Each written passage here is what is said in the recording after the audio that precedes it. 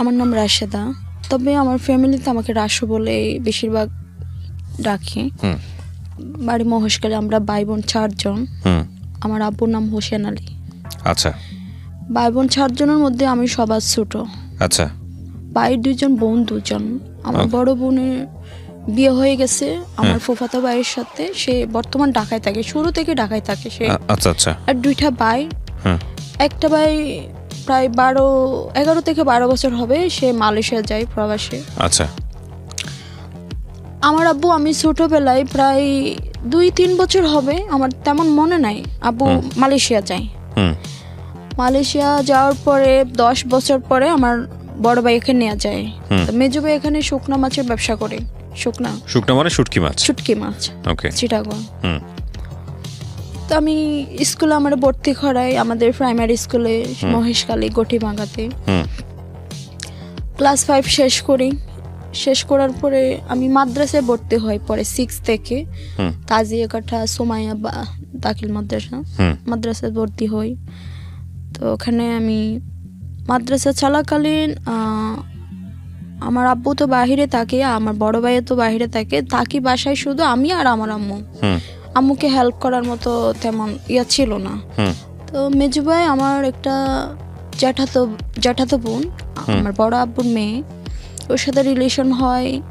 একে বাড়ির কাজের জন্য আম্মুকে দেখাশোনা করার জন্য তাকে বিয়ে করে প্রায় সেটা এখন 4-5 বছর হবে বর্তমান। আমি ক্লাস 5 শেষে 6-এ ভর্তি হয় মাদ্রাসায় ভর্তি হওয়ার পরে আমি সেখান থেকে আবার পানিছড়া ইসলামিয়া দাখিল মাদ্রাসা চলে যাই। 6-এ 2-1 মাস থেকে আবার ওখান থেকে আবার দাখিল মাদ্রাসা চলে যাই, পানিছড়া ইসলামিয়া দাখিল মাদ্রাসা। আচ্ছা। সেখানে আমি দাখিল পরীক্ষা দিই, জিপিএতে 4.50 পাই। তো আমি এখন কলেজে ভর্তি হব। তো আমার ফ্যামিলিতে বলে কি বিয়ে দেব। তো আমি বললাম আমি বিয়ে করবো না, এখন আমি পড়বো। বলছে না পড়লে বিয়ে করার এঙ্গেজড, বিয়ে হওয়ার পরে শ্বশুর বাড়িতে গিয়ে পড়ো। আমি বললাম না, আমি পড়বো। তো সেই কথা মেনে নেই। আমি মহেশখালী ডিগ্রি কলেজ আছে, ওখানে ভর্তি হই ফার্স্ট ইয়ারে। ভর্তি হওয়ার পরে পরীক্ষাও দিই। তারপরে আবার বড় ভাই শুরু করছে আমাকে বিয়ে দিবি। আমার বড় ভাই যেটা বাহিরে থাকে, আমি জানতাম না। প্রথমে সে বলে কি ও বিয়ে ঠিক করে ফেলছে বড় ভাইয়ের বন্ধুর সাথে, সেটা কিন্তু আমি জানতাম না। তো অনেক লোক বেড়াতে আসে আমাদের বাড়িতে, আসার পরে আমি তো জানি না, ওরা মেহমান মনে করতাম। আসার পরে আমাকে এমন কিছু বলে না যে তোমাকে দেখতে আসলো, তুমি একটু গোছাও, কাপড় চোপড় পরো, এই ধরনের কিছু বলে না। আমি যারা বেড়াতে আসলো ওদেরকে আমি চিনি। আমাদের এলাকাটা পূর্ব দিকে, ওদের এলাকা পশ্চিম দিকে। তখন আপনি কোন ক্লাসে পড়েন? আমি ফার্স্ট ইয়ার পড়ি। ফার্স্ট ইয়ার বলতে ইন্টারমিডিয়েট ফার্স্ট ইয়ার? জি। ওকে। তারপরে বেড়াতে আসলো, যার জন্য তোরা দেখলো, খাওয়া দাওয়া করলো, চলে গেল। তো পরে বলে গিয়ে আমি আমার চাচ্চুর বাড়িতে বেড়াতে যাই, সেটা কক্সবাজার সমিতিপাড়া, মেজো চাচ্চু। তো যার পরে সেই ছেলেটি আমার আম্মা একদিন বলে কি ধরো এই তোমার ভাইয়া কথা বলতেছে, এই ফোনে কথা বললাম। তো আমি ফোনে কথা বলতেছি কি ওর ছেলেটার নাম, যেটা বড় ভাইয়ের বন্ধু, তার নাম তুপেল। ও যে এরকম তোর বিয়ে ঠিক হয়েছে, আমি ছেলেটারের নাম্বার দিয়ে দিছি, আমার মোবাইল ছিল না তখন, ছেলেটারের নাম্বার দিয়ে দিছি, তুমি এর সাথে কথা বলো। তো আমি বড় ভাইকে কিছু বলি নাই, ভয় পাই অনেক, কিছু বলি নাই। তো আমি চাচু বাড়িতে বেড়াতে যাই। তো সেই ছেলেটি ফোন দেই, আমার আম্মুর ছোট মোবাইলটা আমি নিয়ে যাই। আচ্ছা। সে ফোন দিয়ে বলে কি তুমি ওখানে কেন বেড়াইতে গেছো? আমি বললাম আমি বেড়াতে আসবো না। মানে কি? ও যে আমার পারমিশন ছাড়া গেছো কেন? তোমার পাটা বাইঙ্গা একেবারে গলায় ঝুলিয়ে দেবো। এটা কে বলে? এটা বড় ভাইয়ের যে বন্ধুর সাথে বিয়ে ঠিক করে সেই বলে আমাদের এলাকায়। মানে আপনার সঙ্গে যার বিয়ে ঠিক হয়েছে সে বিয়ের আগে কিন্তু আমি ছেলেটাকে তেমন দেখি না, ছোটবেলা দেখছি, সেও অনেক বছর যাব বাইরে থাকে। তা আমি এই কথার মধ্যে কি বলে, আমি একটু মানে কি পাগল টাগল নাকি, কি বলে যে আমি চিনিও না, বিয়ে ঠিক হচ্ছে সেটা আমি তেমন জানিও না, যে আমাকে গলা হাত পা ভেঙে গলা ঝুলিয়ে দেয়। তা আমি লাইনটা কেটে দিয়ে আমার ফুফাতো বোন ছিল নাম রুকিয়া, সে ফোনটা রিসিভ করে নেক্সট টাইম ফোন দেওয়ার পরে তো তাকে নাকি অনেক মানে আমাকে বকা দেয়, মোবাইল চেয়ে তো ফোন রিসিভ করে তাকে অনেক কিছু বলে। তা আমি ওখানে 3-4 দিন পরে বাড়িতে চলে যাই। যাওয়ার পরে আমি আর ছেলেটার ফোন রিসিভ করি না, কল আসলে আম্মুরে ধরাইয়ে দিই। তো এই আমি মনে করি আম্মুকে অনেক কিছু বলে ফেলছে। সেই দিন থেকে আম্মু বলতেছে কি না হবে না, বিয়েটা হবে না। তা বড় ভাই বলতেছে কি না এটা তো আমার বন্ধু, আমি এইভাবে এভাবে থাকি চলাফেরা করি, না হলে একটু সমস্যা, মানে আমার বন্ধু ভেঙে যেতে পারে বন্ধুত্ব। তা আমি এটা মানি না, আমি এটা করবো না। তো ফার্স্ট ইয়ারে পরীক্ষা শেষ হয়, তারপরে সেকেন্ড ইয়ারে আমি আর পড়তে পারি না। আমার বিয়ে দেবে, আমার আব্বু একই অবস্থা। আমার একটা ফুফাতো ভাই, সে আমার বড় বোনের চেয়েও অনেক বড়, জি অনেক বড়, কিন্তু অনেক হ্যাংলা করে, একটু খাটো করে বয়স, কিন্তু সে পড়াশোনা করতেছে, নাকি আব্বু নাকি ওরা আমারে বিয়ে দেওয়ার জন্য সে তাকে পড়াশোনা করাচ্ছে, সেটা আমি জানতাম না। আব্বু জানে সে ছোট, অনেক বড়, আমার আপুর চেয়ে অনেক বড়। ওকে, ভাই বোন 7 জনের মধ্যে সবার ওই বড়। ওকে। তারপরে আমি জানতাম না। তো একদিন আম্মুরে ফোন দিয়ে বলে কি সে তো এরকম অনেক ঘর আছে, মেয়ে থাকলে তো ঘর আসে, কিন্তু আমার ভাগ্যটা এমন খারাপ যে আমাকে দেখতে আসে সে তার ব্যাকগ্রাউন্ড খারাপ, না হলে নেশা করে, না হলে কাজকর্ম ভালো না হলে ফ্যামিলিগত ভালো না, মানে যাচাই করতে করতে এগুলি হয় লাস্ট পর্যায়ে। আচ্ছা, প্রথমে তো ভালো দেখে চলে যায়। তারপরে আমার আব্বু বলে কি ঠিক আছে, ওর নাম নুরুল আমিন, নুরুল আমিন ভাই আসবে, এত আয়োজন করার দরকার নেই। আমার আম্মুরও বলে সেটা, মানে নুরুল আমিন আসবে, এত আয়োজন করার দরকার নাই, ওরা মানে বিয়ে পড়ে দাও। আম্মু বলতে, আমি বলতেছি আমি এই ছেলেটার বিয়ে করবো না, এই ছেলেটা অনেক বুড়া, আমারে দেখলে ভয় লাগে। ওকে। তা আব্বু বলে কি এইসব মানি না, তুই অনেক ফতমীয়, অনেক লোকজন আসে, তারপরে ব্যাকগ্রাউন্ড খুঁজতে বিয়েটা ভেঙে যায়, এটা খারাপ, এটা এরকম, তুই কি করে এরকম, তুই তো নিজেই খালা, আমার বলতেছে তুই তো একটু কালো টাইপের, তুই কেন আবার মানুষকে করস বা ডিনাই করতেছিস না। আমি ডিনাই করতেছি না, আমার লোকটাকে আমার দেখলে কেমন জানি লাগে, আমি করবো না। আব্বু মানে না, তো বলতেছি কি ঠিক আছে তোরা আজ থেকে তোর আর বিয়ে দিতাম না, তুই নিজের বিয়ে নিজেই করিস, রেগে গিয়ে শপথ করে তো ঘর থেকে বের হয়ে যা, তোকে আর আমরা টাকা পয়সা দিয়ে পালতাম না। ভাইও তো প্রথমে বন্ধুর জন্য রেগে যাই। আমি এই সংক্ষেপে দুইটা সিরিয়াস হয়েছে, এই জন্য দুইটা বলতেছি। এর আগে অনেকগুলো হয়েছে, এগুলি কিন্তু এটা রাগারাগি হয়নি, করবো না, ব্যাস এনাফ। ওকে। তো আব্বু এটা নিয়ে অনেক রেগে যায়, তুই এত ঘর বাঁচতেছিস কেন, তুই নিজেকে দিয়ে একটু চিন্তা কর, আমাকে অনেক ছোট করে কথা বলে। তো তুই নিজে বিয়ে কর, তোর পিছনে একটা খরচ করবো না, পারলে বাসা থেকে বের হয়ে যায়। তো আমি রাগ করে ওখান থেকে আপুর বাসায় চলে আসি, ঢাকায় চলে আসার পরে আমি দুলুভাইয়ের সাথে এসব শেয়ার করি। আমার আব্বু এরকম বলে, তো দুলুভাই আমাকে বলে, এর আগে আমি একটা কথা রেখে গেছি, আমি আব্বুর বলি আব্বু আমাকে একটু মালয়েশিয়া নিয়ে যান, এটা ছোটবেলায় 10-12 বছর আগে বয়সে। আচ্ছা আব্বু বলতেছে কি ঠিক আছে, এখন তো আমার একটা ছেলেও আছে এখানে, যদি আব্বুর রোহিঙ্গা কার্ড আছে, প্রথমে ভিসা চালাইতো, পরে আব্বুর রোহিঙ্গা কার্ড দিছে, চলার জন্য কোনো ভিসা লাগে না, ওইটা নিয়ে চাইলে সারা জীবন থাকতে পারবে মালয়েশিয়ায়। তো আমার যখন রোহিঙ্গা কার্ড আছে, তোমাকে এখানে নিয়ে আইসা যে কোনো অফিসে কোনো দরখাস্ত করলে অফিস থেকে, তাহলে সরকারিভাবে বাইরে কোনো এক দেশে যাওয়ার সুযোগ আছে, আমেরিকা, কানাডা, অস্ট্রেলিয়া, ওরকম কোনো একটা বাইরে যাওয়ার সরকারিভাবে সুযোগ আছে।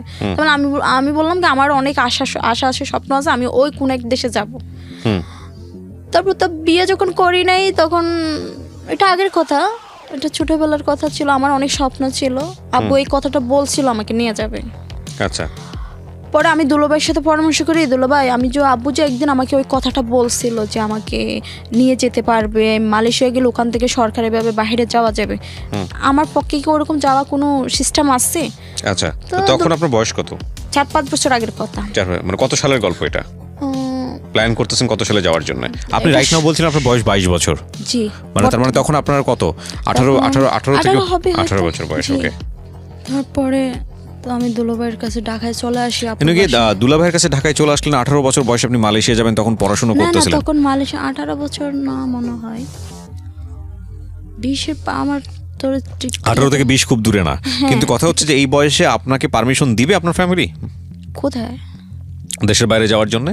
আমি সেটা তো আর পরামর্শ করিনি, আমি নিজে থেকে মানে নিজে তখন নিজে কি বলা। রাইট, সো তখন আপনার মনে হয়েছে যে ফ্যামিলি আসলে ফ্যামিলির ধার ধারি না, আমি যেভাবেই হোক দেশের বাইরে চলে যাব, এই যন্ত্রণা সহ্য হচ্ছে না, এই এটাই বিয়ের চাপ সহ্য হচ্ছে না আমার। হ্যাঁ, সো দিস ইজ সেটা a very important point actually. Okay, তারপর সেটা আমার আব্বু আমাকে যখন বিয়ে দিবে না, আমাকে যখন চালাবে না, তো আমি কি করে চলবো? তো ঠিক আছে, আমি মালয়েশিয়ায় চলে যাই। মালয়েশিয়া তো ওই মাথায় ছিল, মালয়েশিয়া আমার নেওয়ার কোনো কথা ছিল মানে না দেশের তখন। বাইরে চলে যাবো এরকম একটা প্ল্যান ছিল। মানে মনে সেটা ছিল না, আমি একটু শেয়ার করতেছি দুলাভাইয়ের please, সাথে আমি please. কি করতে পারি এখন। Okay, জি, তারপর? আর মালয়েশিয়া তো বাইরে এমনি এমনি যাওয়া যায় না, টাকা পয়সা দরকার আছে, সেটা তো আমার কাছে নাই। তারপর? আমি দুলাভাইয়ের সাথে শেয়ার করি। এই দুলাভাই কি আপন দুলাভাই? হ্যাঁ, আপন দুলাভাই। দুলাভাইয়েরও তো মানে কাজ টাজ ভালো, ব্যবসা বাণিজ্য। আমি দুলাভাইয়ের সাথে শেয়ার করি কি করতে পারি। এখন তো আমার ফ্যামিলিতে বিয়ে দিবে না, আমার ছালাবে না, আমার বাড়ি থেকে বের হয়ে যেতে বলতেছে। এখন আমি কি করব? আমি চলবো কিভাবে? রাইট। তো ওরা যখন আমাকে অনেক জুড়ে অনেক কথা বললো, অনেক বকা দিল, সেটা আমার গায়ে লাগলো। তো আমি থাকবো না, আমি নিজে কিছু করব। তো কি করবে এখন? তো এখন তো বর্তমানে জব পাওয়ার অনেক কঠিন। তো তখন ওই যে রোহিঙ্গা ক্যাম্প, রামু কক্সবাজার ওদিকে রোহিঙ্গা ক্যাম্পে এসএসসি পর্যন্ত দাখিল পর্যন্ত পড়লেই যে একটা চাকরি হয়, তখন আমি ওখানে করি, অ্যাপ্লাই করি। চাকরির তো হয়, চাকরি একটা হয়। আমার একটা দাদা আমার একটা চাকরি দেয় মাসে 15,000। ওখানে কোনো সব দিকে চারোদিকে সমস্যা, পানির সমস্যা, ওয়াশরুমের সমস্যা, নেট না, মোবাইলে কোনো নেট নাই, সব দিকেই সমস্যা। তো আমি বললাম এখানে থাকবো না। তো ওখান থেকে ওই আমার জবটা আমি আমার একটা ছাত্র বোনকে দিয়ে দিই। তার একটা বাচ্চা ছিল, সেও মারা গেছে, ওর হাজবেন্ড নাই, সে অনেক অসহায়, তাকে আমি ওটা দিয়ে দিই। দিয়ে আমি ঢাকায় চলে আসি কক্সবাজার থেকে। তো দুলাভাইকে বলি আমি এখন কি করব। তখন এক বছর পর্যন্ত ছিল ওইটা জবটা। আমি এখন থাকবো না, আমি এখন কি করব, আমি এই দেশে থাকবো না, আমি কোথাও কোনো এক দেশে চলে যাবো। বলতে কে নিয়ে যাবে তোমাকে? তা আমি আব্বুর সাথে কথা বলবো। তো আমি আব্বুকে ফোন দিই, অনেক রিকোয়েস্ট করে বলি আপনি যাকে বলেন আমি তাকেই বিয়ে করব, তবে বাংলাদেশে না, আমি এখানে থাকবো না। তো কি করবো? আমি বললাম ওই যে আপনি যে বলছিলেন আমাকে বাইরে কোনো এক দেশে পাঠাবেন, আমি ওখানে যাবো, আপনি আমাকে নিয়ে গেলে আমি আপনি যেটা বলেন আমি সেটা শুনবো। শুনবি তো? হ্যাঁ, আমি শুনবো। তারপরে কি করে আব্বু আমাকে নিয়ে যাওয়ার জন্য টাকা পয়সা দেয়, আমার ভিসা হয়, সব কিছু হয়। তখন সবাই বলতেছে কি তুমি যাই, আমি আর আসবো না, তোমাকে কিন্তু এখানে বিয়ে দেবো, সেটা আমাকে আব্বু বলছে। ঠিক আছে, আমি এখানে আর বাংলাদেশে আসবো না। তো তুমি যখন আসবে না, বাড়িতে ভাইয়া বকা দিছে, মা বকা দিছে, যাও একবার ঘুরে আসো, লাস্ট বারের মতো। তো গত বছর রমজানের আগে আমার সব কিছু ভিসা টিসা শেষ হয়। তো আমি বাড়িতে যাই, মহেশখালীতে যাই।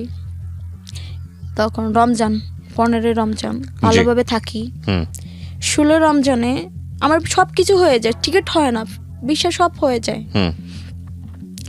তো 16 রমজানে আমার ফেসবুকে একটা মেসেজ আসে, হাই হ্যালো। আচ্ছা। আমি কোনো অ্যান্সার দিই না, হাই হ্যালো করে আমি কোনো কিছু অ্যান্সার দিই না। একদিন, 2 দিন, 3 দিন, প্রায় 18 রমজান। তো সে বলে কি আপনি কি ছেলে না মেয়ে, ফেক আইডি নাকি? আপনাকে জিজ্ঞেস করে? হ্যাঁ, SMS এ জিজ্ঞেস করতেছে, কোনো কিছু অ্যান্সার দেন না কেন, আপনি কি পড়তে পারেন না? তো আমি বলি তখন আপনি কি দেখতে পাচ্ছেন না যে এটা কি ছেলে? জি দেশে, আমি ভিসা টিসা সব হয়েছে, আমার ভিসা হয়ে গেছে, কিন্তু আমি 1 মাস পরে যাব, রমজানের পরে আমার ফ্লাইট। তো আমি রমজানের পরে যাব, পরে ফ্লাইট, আমি রমজানের আগে দেশে যাই, আমাদের বাড়িতে যাই সবাইকে দেখার জন্য। তো বলি আমাকে জিজ্ঞেস করে তুমি ছেলে না মেয়ে? তা আমি উত্তর দিই, সেই সময় আমার একটু রাগ, আমি একটু খারাপ লাগে। তা আপনার কি চোখ নাই? এটা ফেসবুক আইডিটা কি মেয়ে নাকি ছেলে, আপনি কি দেখতে পাচ্ছেন না আমি ছেলে না মেয়ে? আপনি আমার থেকে জিজ্ঞাসা করতেছেন। বলছে অনেক সময় তো মানুষ ফেক আইডি দিয়া নাম, মেয়ের নাম দিয়ে ছেলেরা ইউজ করে। আমার ফেসবুক আইডির নাম ছিল আয়েশা ফেরদৌস, আমার নাম দিয়ে খোলা ছিল না, এটা আমার বাগিনীর নাম দিয়ে খুলছিলাম। তো সে কথা বলার পরে মেয়ে না ছেলে আপনি কি দেখতে পাচ্ছেন? সে বল আচ্ছা তাহলে আয়েশা ফেরদৌস। আমি বললাম হ্যাঁ, কিন্তু আমার অরিজিনাল পরিচয় আমি তাকে দিই না। তো সে আমাকে পরিচয় দেয় না, তো আমি কথা বলি না। আমি ছোটোবেলা থেকে আমার কোনো ছেলে আসলে সত্য কথা কেউ আমাকে প্রপোজও করে নাই, কোনো কেউ না। আমি আসলে ঠিক আছে, ইট ক্যান বি, এটা হতেই পারে, হতেই পারে, প্রপোজ করে নাই, এর প্রতি আমার কোনো ইন্টারেস্ট ছিল না। ওকে। সে বলে কি রমজান 18 রমজান, তার সাথে আমার SMS, আমি তার রিপ্লাই দিই। তারপরে জিজ্ঞেস করে আপনার বাড়ি কই? আমি কিন্তু পরিচয়, সত্য পরিচয় দিই না। আমি বলি আমার বাড়ি কক্সবাজার, কিন্তু কক্সবাজার না। তা আমি তার থেকে জিজ্ঞেস করি কোথায় বাড়ি, সে বলে চিটাগং। তার প্রতি আমার কোনো ওরকম কোনো আগ্রহ ছিল না। সে প্রত্যেকদিন মেসেজ করে, এটা করে। তার মানে এই ছেলেটা এমন বিরক্ত করতেছে কেন? এই বিরক্ত জেলায় বলে কি আপনি কি আমার সাথে কথা বলতেছে? আর বলছে হ্যাঁ। তো আপনি তাহলে রাত 3টার সময় আমাকে ফোন দিয়ে, তা রাত 3টার সময় ফোন দিতে বলে আমি ঘুমিয়ে যেতাম, মোবাইল সাইলেন্ট করে দিতাম। সে সকালবেলা উঠে বলতে কি আমি তো আপনাকে ফোন দিয়েছি 3টার সময়, আপনি ফোন রিসিভ করেন না যে। আমি জানি না, আমি ঘুমিয়ে গেছি। আমি কিন্তু ইচ্ছে করে এই ফোনটা, মানে ওই যে বিরক্ত করতো, এই আমি শাস্তি দিতাম। এটা আমার জ্বালাই, তো আমি ফোন না করতে অনেক বারণ করি। তারপর আমার মেসেঞ্জারে মাঝে মধ্যে আমি নেটও অফ করে দিতাম। এরপরে আমার আব্বু কিছু আমাকে হাত খরচের জন্য টাকা দেয়, যে কিছু কেনাকাটার জন্য আমাকে 40,000 মতো টাকা দেয়। আম্মুকে দেওয়ার জন্য 10,000 দেয়, মোট 50,000 টাকা দেয় আমাকে। সেটা কক্সবাজার ইসলামী ব্যাংকে দেয়। তো আমি ওখানে আসি। তো আসার একদিন আগে বলছি কি প্লিজ, তখন রমজান শেষ হয়ে যায়, SMS করি, কথাও বলি। আমি ওকে অনেক বকা দিই, অনেক কিছু বলি, তারপরেও সে আমাকে ফোন দেয়, কিছু মনে করে না। তাই বললাম একটা ছেলেকে এত কিছু বলি, এটা কোন ধরনের ছেলে, এত বিরক্ত করে কেন? রাইট। তারপর ভাবলাম, সে বলতেছে কি এখন তো ঈদ শেষ, আপনি আমার সাথে একটু দেখা করেন। আমি বললাম আমি কেন দেখা করব? তো দেখা করেন, আপনাকে একটু দেখি। তো আমি ভাবলাম আমি তো মালয়েশিয়া চলে যাচ্ছি, দেখা করে যাই, দেখা করে যাই। আর আমার তো যেতেই হচ্ছে কক্সবাজারে টাকাটা উঠানোর জন্য, যাক দেখাই করি। আর আমার একটা মানত ছিল, ওই যে বদর মোকাম মসজিদ আমার একটা নামাজ, নফলিয়া নামাজ মানত ছিল। তাকে বলতেছি আচ্ছা ঠিক আছে, দেখা করতে চাইলে আপনি বদর মোকাম মসজিদের সামনে আসেন, আমি ওখানে যাব। তো আমি নামাজটা পড়ে তোকে জিজ্ঞেস করে আপনি কি ধরনের শার্ট পরছেন, আপনাকে তো চিনতেছি না, অনেক লোকজন আছে। তো বললাম আমি একটা সাদা শার্ট পরছি। তো আমি ভিতর থেকে দেখি সে একটা ফুল নিয়ে আপনি একটা দাঁড়িয়ে আছে। তা আমি দেখি, আমি আর সামনে যাচ্ছি না। আমি বললাম আমি সামনে যাব না। তো সে বলে কি না আমি আসলে অনেক অসুস্থ, আমি চিটাগং থেকে তোমার সাথে দেখা করার জন্য সারা রাত ঘুমাইনি, সে রাতে গাড়িতে উঠছি, রাতে ঘুমাইনি, প্লিজ একটু দেখা করেন। তো একটা ভাবলাম একটা মানুষ আমার জন্য চিটাগং থেকে রাতে না ঘুমাই আসলো, আর তো আমি এর সাথে বন্ধুত্ব করবো না, আমি তো এমনিতেই চলে যাবো, আমার তো বন্ধুত্বের কোনো ইয়া নাই, আমি মালয়েশিয়া চলে যাবো, যাক এতই কাছে যখন আসলে একটু দেখা করি। তা আমি ওখান থেকে বের হয়ে তার সামনে যাই, গিয়ে কথা বলি। তো আর বলি কে আসেন কোথাও গিয়ে বসি, আমি একটা বিরিয়ানি রেস্টুরেন্টে গিয়ে বসি কক্সবাজারে। তো ওখানে বিরিয়ানি ভাত টাত খাই, তারপরে সে আর উঠতে পারছে না, এইভাবে মাথাটা নিচু করে আর উঠতে পারে না। আমি জিজ্ঞেস করলাম কি সমস্যা, বলছে আমার খুব খারাপ লাগতেছে, আমি পারতেছি না, আমার খুব জ্বর, আমার মাথা ব্যথা, আমি আর উঠতে পারতেছি না। সে উঠতে পারে না আর কথা বলতেছে না। তো আমি ওকে আচ্ছা ঠিক আছে আপনি কি এখানে কিছুই চিনেন, যে আমাকে ডাক্তারের কাছে নিয়ে যান। আপনি কি আর কোনো এখানে ডাক্তার চিনে? বলছে আমি চিনি না কিছু। ঠিক আছে এখানে আলফাত একটা হসপিটাল আছে, চলেন ওখানে, ওটা আমি চিনি, কারণ আমার আম্মুকে নিয়ে গেছিলাম অনেকবার। আমি ওকে নিয়ে যাই, তারপর ডাক্তার পরীক্ষা করে ওষুধ দেয়। আপাতত পরীক্ষাটা সে করে না ওখানে, তো সে চলে যায়। তা আমি বলি আপনি কি যেতে পারবেন? বলছি হ্যাঁ। চলে যায় বাড়িতে, আমিও টাকা নিয়ে আমার বাড়িতে চলে যাই। চলে যাওয়ার পর সে যে অসুস্থ, আমি ফোন দিছি ওকে, ফোনটা রিসিভ করে না। প্রায় 5 দিন পর্যন্ত কেউ ফোন রিসিভ করে নাই। 7 দিনের মাথায় ওর বোনে রিসিভ করে, ওর বোন সুমি জিজ্ঞেস করে কে? আয়েশা ফেরদৌস, ওই যে আমার ফেসবুকের নামে চিনতো। আমি বললাম জি আমি আয়েশা ফেরদৌস। ও ভাবি আমি আপনার সম্পর্কে অনেক কিছু জানি। ভাবি আমি তো ওর সাথে কোনো বন্ধুত্ব তখন কিছু হয়নি। আচ্ছা ভাবি মানে এই ছিল হচ্ছে ওই ছেলের কি হয় বোন, আপন বোন 2 বোন, ওরা 3 ভাই। ওকে। আমি বললাম ও আপনার ভাইয়ের কি অবস্থা? বলছি অনেক কান্না করতেছে, মানে বাড়ির মধ্যে মনে হয় অনেক কান্নাকাটি, সবাই কান্নাকাটি করতেছে, মোবাইলে আমি কথা শুনতে পাচ্ছিলাম না। আমি বললাম আপনার ভাইয়ের সাথে আমি একটু কথা বলতেছি, একটু মোবাইলটা দিন। বলছে ভাইয়া তো চোখ খুলতে পারতেছে না আজকে 1 সপ্তাহ ধরে। তো ওর মা বলতেছে কি হ্যাঁ মা তোমার সম্পর্কে আমি অনেক কিছু শুনছি, তোমার সাথে নাকি রিলেশন আছে 3 বছর। বললাম না আমার সাথে আন্টি রিলেশন 3 বছর না, প্রায় 15 দিন হবে, হয়তো 15-20 দিন হবে। বলছে হ্যাঁ আমার সামনে লজ্জা পাচ্ছ। বললাম না লজ্জা, সে আমার কথা বিশ্বাস করে না আন্টিটা, ও ছেলে নাকি বলছে আমার সাথে 3 বছর রিলেশন আছে। তারপরে বলি আমার ছেলের জন্য একটু দোয়া করো, আমার ছেলের পরিস্থিতি ভালো না, খুব জ্বর, মাথা ব্যথা, খুব কঠিন পরিস্থিতি, ওকে ঢাকায় মেডিকেল ভর্তি করবে, ঢাকায় নিয়ে যাই।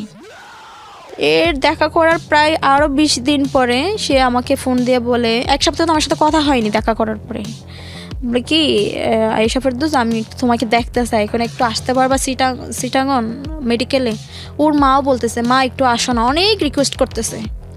তো আব্বু যে আমাকে টাকা দিল, ওখান থেকে আমি 12,000 টাকার মতো নিয়ে বাকিগুলো আম্মুকে দিয়ে আমি কিছু না বলে আমি একটু মার্কেটিং করব বলে আমি বাড়ি থেকে বের হয়ে যাই। চিটাগন যাই। চিটাগন যাওয়াতে আমি ফোনে যোগাযোগ করে যাই। তা অসুস্থ অবস্থা আমাকে রিসিভ করে হসপিটালে নিয়ে যায়, কেবিনে যাই। তখন ওর আম্মু বলে কি যে মা তুমি তো আছো, এখানে নিয়ে আসলাম প্রায় 2-3 দিন হচ্ছে, আমি 2-3 দিন পর্যন্ত ঘুমাইতে পারিনি, তুমি একটু একে দেখাশোনা করো, আমি একটু ঘুমাবো, এখানে আমার বোনের মেয়ের বাসা আছে কাছাকাছি, তুমি এখানে বসো, একে টেক কেয়ার করো। বলে ঠিক আছে যান আপনি।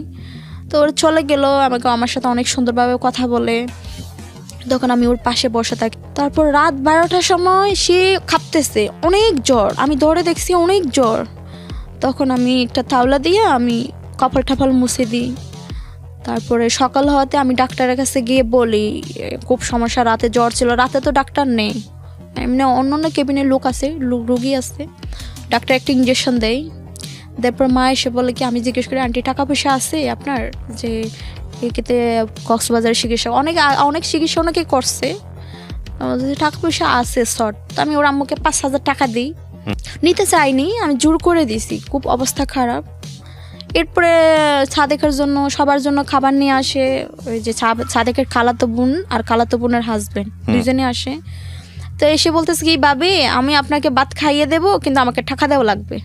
আমার খাইয়ে দিতে হবে না, আমার হাত আছে, তাহলে হাতটা ধুয়ে দিলে দেন, কিন্তু টাকা দিতে হবে। তা বলা আচ্ছা ঠিক আছে। তখন তো আমার কিন্তু টাকা তখন শর্ট ছিল, তারপর আমি লজ্জায় টাকা দিই, 2,000 করে দিই। ওরা নিজে থেকে চাইছে টাকাটা, আমি দুইজনকে 4,000 টাকা দিই, ওর খালাতো বোন আর হাজব্যান্ডকে। ওর মারা দিই 5,000, 9,000 চলে যায়। 12,000 থেকে আমার আপডাউনের মধ্যে আমার 1,000 চলে গেছে, 1,1100 হবে হয়তো। আর আমার 1,000 টাকা, 1,000 কম ছিল। আবার একদিন খাইলাম, আমি একটু ছোটোবেলার থেকে একটু ভাত কম খাই, আমার সেটা অভ্যাস, আমি রুটি একটু বেশি পছন্দ করি। ভাত আনার পরে বলি কি আমি ভাত খাবো না, তখন ওর বোনা যায় বলতেছে কি টাকা দেওয়ার বয়ে ভাত খাচ্ছেন না, তখন আমি ভাত খাই। ভাত খাওয়ার পরে সে একটু সুস্থ হয়। তারপর ওখান থেকে রাত পরের দিন সন্ধ্যা হয়ে যায়, তো ওর মা আসে বলে কি তুমি এখন রেস্ট করো, তুমি তো সারা রাত ঘুমাও নি, আমি এখানে বসি, তুমি একটু রেস্ট করো, যাও ঘুমাও। তো আমি যাই। আমার এই 900 টাকার মতো টাকা ছিল হাতে, গাড়ি ভাড়া দিই, সব মিলিয়ে আমার 500 না 600 টাকা ছিল। আর তারপর পরের দিন 2 দিন আমি একদিন হসপিটালে থাকলাম, আরেকদিন ওর বোনের বাসায়, খালাতো বোনের বাসায় থাকলাম। পরের দিন আমি আসলাম, কিন্তু আমাদের বাড়ির সাথে আমি কারোর সাথে যোগাযোগ করিনি, মোবাইল বন্ধ করে দিছি। আমার ফোন দিয়ে খুঁজবে, আমি কাউকে বলেও নি যে আমি ওই জায়গায় যাচ্ছি, মোবাইলটা অফ করে দিই। পরের দিন এসে কথা বলতে পারে না, খুব অসুস্থ। তো আমি ওখান থেকে দেখে আমি তো 2 দিন হয়ে গেলো, আমি বাড়িতে চলে যাব, আমাকে খুঁজবে। তো আমি বাড়িতে চলে আসি, বলি না যে আমার টাকা শর্ট। আমি কক্সবাজারে আসি, আমার টাকা শেষ। আমার হাতে একটা আংটি ছিল, ও কক্সবাজার আসার পর অনেক বৃষ্টি, আমার জুতাগুলোই ছিঁড়ে যায়। তখন সন্ধ্যা হয়ে গেছে, কি করি, টাকাও শেষ। তারপর আমি একটা আংটি ছিল, ওইটা 4,000 টাকা দিয়ে বিক্রি করি, 4 আনা আংটি সস্তা দিয়ে বিক্রি করি। আমি এক জোড়া জুতা নিই, ওই টাকা নিয়ে আমি গাড়ি করে বাড়িতে চলে যাই। বাড়িতে যাওয়ার পরে মেজো ভাই আমাকে মারধর করে, কোথায় গেছিলি 2-3 দিন ধরে, একটু নেগেটিভ মনে করছে হয়তো, এই বয়সে হয়তো মাইন্ড করছে হয়তো, কোথায় গেছিলি এটা নিয়ে আমার মারধর করে, মোবাইল মারে, মোবাইলটা ভেঙে যায়, মেজো ভাইয়ের মোবাইল। এই কথাটা আমি কাউকে জানাইনি। তারপরে আমি বললাম ঠিক আছে, আমি তো মালয়েশিয়া চলে যাব, আমি চলে যাচ্ছি। আমি মেজো ভাইয়ের সাথে রাগ, 2-3 দিন পর আমি মহেশখালী থেকে ঢাকায় চলে আসি। ভাইয়ের সাথে কারোর সাথে কথা বলি না। আমার সাথে আম্মু আসে, ওই যে আমাকে এয়ারপোর্টে পৌঁছে দেওয়ার জন্য আম্মু আসে আমার সাথে। আপনার বাবা রাজি ছিল এই বিষয়টাতে? কোন বিষয়? আপনার এই মালয়েশিয়া যাওয়ার ব্যাপারে আপনার বাবা? মালয়েশিয়াতে আমার আব্বুই তো আমাকে নিয়ে যাচ্ছে। রাজি হওয়ার পরে বিষয়টি তো সব হলো, টাকা দিল, প্রায় 4 লক্ষ টাকার মতো দিল, 3.5 লক্ষ। কি কাজ ছিল আপনার? বাংলাদেশ থেকে কি কাজ ছিল? কোনো কাজ না, আমি টুরিস্ট ভিসা যাব, আব্বুর কাছে যাব, কোনো কাজ না। এই যে আমার ভিসা আছে, পাসপোর্ট আছে না, কিন্তু আপনাকে 4 লক্ষ টাকা তাহলে ফ্যামিলি থেকে ঘোরার জন্য দিয়েছে? মালয়েশিয়া ঢোকানোর জন্য। তারপর আপনি ওখানে গিয়ে কাজ ম্যানেজ করবেন? না না, কোনো কাজের কথা ছিল না, আমি শুধু ওখানে ঢুকতে পারলেই হলো। তারপর কি করবেন আপনি ওখানে গিয়ে? হয়তো আমাকে আব্বু একটা কার্ড নিয়ে দেবে, আব্বু রেফারেন্সে। কার্ড বলতে? রোহিঙ্গা কার্ড, যেটা ফ্রি ভাবে চলা যায় মালয়েশিয়া। ও, মোটামুটি আমার এক কোটা আমি মালয়েশিয়া ঢুকতে পারলেই হলো।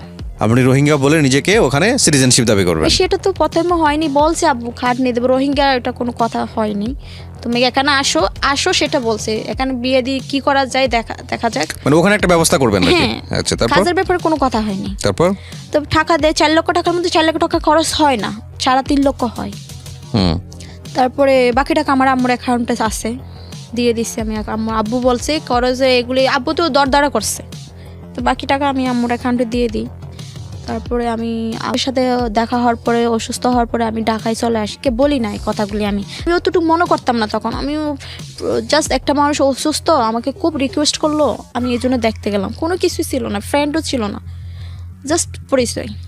ঢাকা আসার পরে আমার 3 দিন পরে ফ্লাইট হবে, তখন আমি সাদিককে বলি আমার জন্য দোয়া করো। আমি না, সরি, একটা কথা ভুলে গেছি।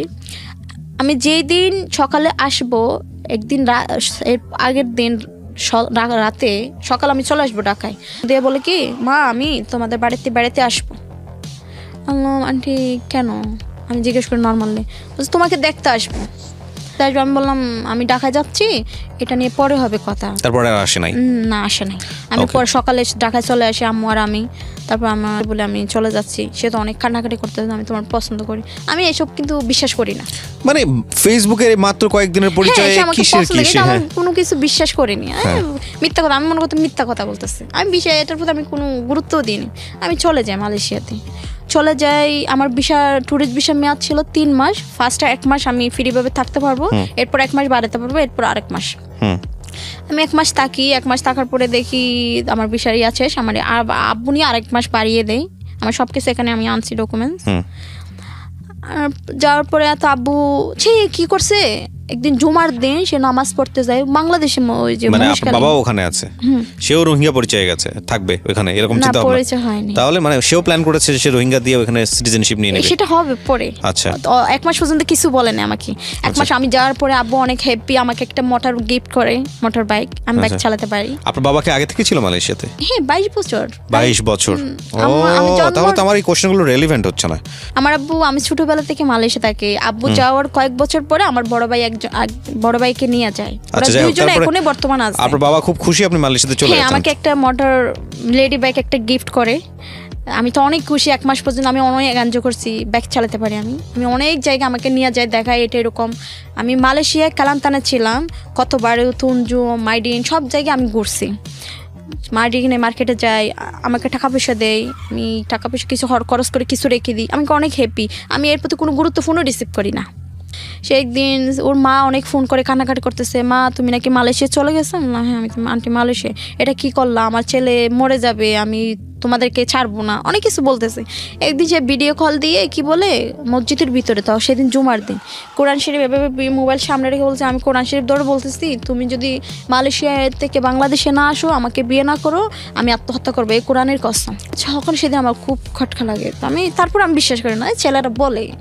সেদিন কি করলো, সে বলতেছে ভিডিও কলে, দেখো আমি কি করতে পারি বলে হাত কাটে, এভাবে আমার সামনে ভিডিও কলে হাত কাটে। তো আমি তাড়াতাড়ি ওর মার কাছে ফোন দিই। মার নাম্বার ছিল, সবার নাম্বার আমার কাছে আছে, আত্মীয় স্বজন সবার নাম্বার, 100টা নাম্বার হবে কমপক্ষে। এমন কোনো ফ্যামিলির ওর আত্মীয় স্বজন নাই যে আমাকে চিনে না আর আমার নাম্বার ওদের কাছে নেই। সবার নাম্বার আমার কাছে আছে, ওদের কাছেও আছে। তারপর আমি ভয় পাই, ওর আম্মুকে ফোন দিয়ে, আচ্ছা আন্টি ভাই তো হাট কাটছে, আপনারা একটু গিয়ে দেখেন। দেখে সে অজ্ঞান হয়ে গেছে, হসপিটালে ভর্তি করে। তো তারপর থেকে ওর আম্মু আমাকে অনেক গিয়া দিচ্ছে, আমার ছেলের কিছু হলে তোমাকে ছাড়বো না। আব্বুর ওখানে, আব্বু বিল্ডিংয়ের কন্ট্যাক্ট নিয়ে মানুষ দেওয়া করায়। ওখানে প্রায় 30-40 জনের মতো লোক ছিল। ওখানে একজন লোক ওদের বাড়ির পাশে, আমি এই কথাগুলি শেয়ার করি মামাকে, মামা এরকম কথা। তো ছেলেটাকে মামা চিনে গেছে। তো প্রথমে আমি আব্বুকে বলিনি। তো ও যখন অজ্ঞান হয়ে যায়, তারপরে ওর মা বাবা আমাকে অনেক বকা দেয়, মা তুমি তোমার হাত পায়ে দড়ি, তুমি আমার ছেলেটার বাঁচা, মনে হয় তোমাকে মাইন্ড করো না, লজ্জাপর কিছু নেই, আমার ছেলে তোমাকে খুব পছন্দ করে, তুমি চলে আসো। তাহলে আমি তো এখানে চলে যাচ্ছি, আমি কিভাবে যাবো? আমি দরকার হলো আমি টাকা দেবো তোমাকে, তুমি চলে আসো। তখন আমি খুব চিন্তায় পড়ে যাই, আমি কী করবো? একটা ছেলে কোরআন শরীফ ধরে বলছে সে মরে যাবে, আর পৃথিবীতে এমন কোনো শপথ নাই যে ভাইয়া করে নাই। সব কিছু কোরআন দিয়া, মক্কা শরীফ নিয়া, ও পিছনে একটা মক্কা শরীফের পিকচার ছিল মসজিদে, ওইটা নিয়েও কসম করছে। কোরআন তো হাতে ছিলই তো ছিল, ওইটা নিয়ে কসম করে। তখন চিন্তা পড়ে যাই আমি কী করবো। পরে ভাবলাম আমি যে মালয়েশিয়া আসলাম, তো এখানে আমি হয়তো আব্বু আমাকে রোহিঙ্গা বিয়ে দেবে, আমার কিছু আমি নিজের পায়ে দাঁড়ানোর জন্য আমেরিকা পাঠাবে, হয়তো আমি আমেরিকা আমার নিজের ইচ্ছে অনুযায়ী হাজব্যান্ডের সাথে কোনো পরামর্শ করে যাব। যদি আমি যাকে বিয়ে করি সে যদি আমাকে ভালো না বাসে, ঠিক না হয়, আমি টাকা পয়সা নিয়ে কী করব? না যাক, এই ছেলেটা মনে হয় আমাকে অনেক ভালোবাসে, আমি মনে হয় একে বিয়ে করলে আমার সুখী হবে, আমি টাকা পয়সা চাই না। আমি কাউকে বলি না, সেটা আমি মনে মনে একটু চিন্তা করি। কী করবো, সে আমি এমন সে কাজকর্ম করে না, 4 মাস পর্যন্ত কোনো কাজ করে না, আমি যেটা বলি সেটাই করে। আমি অনেক পরীক্ষা করি, এটা করো এটা করো, কিন্তু সব কাজই করে। আগে মোবাইল ছিল না, ছোটো মোবাইল ছিল, তা বলে এক্ষুনি আজকের দিনের মতো অ্যান্ড্রয়েড সেট নাও, আমি ভিডিও কলে কথা বলতেছে, এই মতো কথা বলতেছে, আমি এত কল দিতে পারবো না, সিম আমার টাকা নাই। আমি কলটা আমি দিতাম, আমার মিস কল দিত।